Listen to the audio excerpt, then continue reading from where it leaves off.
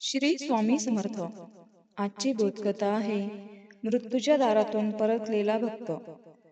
काय होईल जर तुम्हाला माहीत पडलं की तुमची वेळ संपली आहे, पण जर तुमच्या पाठीशी साक्षात ब्रह्मांड नायक उभे असतील तर काळही आपला मार्ग बदलतो. आजची ही सत्य घटनेवर आधारित बोधकथा तुम्हाला थक्क करेल. शेवटपर्यंत नक्की ऐका, कारण शेवटचं वळण तुमच्या डोळ्यात पाणी आणेल. एका निबिड अरण्यातून एक व्यापारी प्रवास करत होता. रात्र होत आली होती आणि अचानक त्याच्या समोर वाघाची डरकाळी ऐकू आली. तो घाबरून सैरवैर पळू लागला. धावता धावता तो एका जुन्या पडक्या मंदिरात शिरला. आत गेल्यावर त्याला दिसलं की एक तेजपुंज संन्यासी शांतपणे ध्यान लावून बसले आहेत. ते दुसरे तिसरे कोणी नसून श्री स्वामी समर्थ होते. व्यापाऱ्याने धावत जाऊन स्वामींचे पाय धरले आणि ओरडला, महाराज वाचवा, बाहेर काळ उभा आहे. स्वामींनी डोळे उघडले. ते शांतपणे हसले आणि म्हणाले, भिवू नको, सामोरे जा. व्यापारी थरथर कापत होता. त्याला वाटलं स्वामी त्याला मरायला सांगतायत. तो रडू लागला, महाराज मी पापी आहे, मला अजून जगायचं आहे. स्वामींनी त्याच्या झोळीतून एक सुकी भाकरी काढली आणि व्यापाऱ्याला दिली. म्हणाले, बाहेर जा आणि हे त्याला अर्पण कर.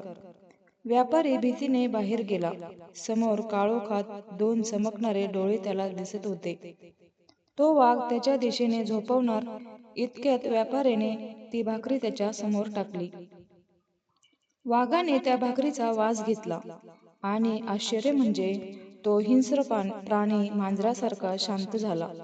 त्याने भाकरी खाल्ली आणि व्यापाऱ्याच्या पायाला स्पर्श करून जंगलात निघून गेला. व्यापारी धावत आला आणि स्वामींच्या चरणी कोसळला. तो म्हणाला, महाराज वाघाने भाकरी कशी खाल्ली? तो तर मांस खातो. स्वामी कडक आवाजात म्हणाले, मूर्खा, तो वाघ नव्हता, तो तुझा प्राक्तन म्हणजे काळ होता. तू गेल्या जन्मी एका भुकेल्या जीवाला अन्नाचा कण दिला नव्हतास, म्हणून आज तुझा काळ तुला घ्यायला आला होता. पण आज तू माझ्या हाताने दिलेली भाकरी त्याला दिलीस आणि तुझे जुने पाप धुतले गेले. जा, आता तुला मरण नाही.